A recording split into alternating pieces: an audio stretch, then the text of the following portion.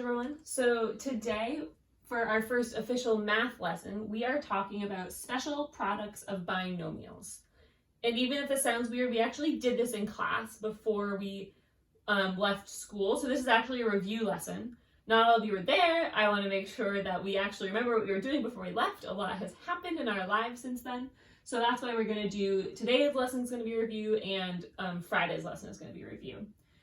But just so you remember sort of what we're talking about, remember that binomials are just polynomials with two terms. So this is a binomial, this is a binomial, and we are working on multiplying them together.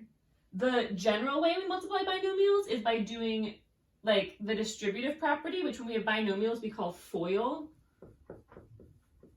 first, outside, inside, last, where you just are multiplying 3x times x is 3x squared, 3x times 1 is 3x, 2 times x is 2x, 2 times 1 is 2, and then you combine like terms, so you end up with 3x squared, 3x plus 2x is 5x plus 2.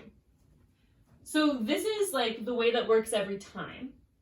And I also want you to remember what the area model looks like for this. So if our first binomial is 3x and then plus 2, and our second one's x plus 1, this is like the visual way of doing this, where 3x times x is 3x squared, 2 times x is 2x, 3x times 1 is 3x, and 1 times 2 is 2. And then when you combine like terms, you get the same thing as you do for doing FOIL. But today we're going to focus on the times that the binomials are special in some way and they kind of like terms cancel out and they become something that you can do quickly without having to do FOIL.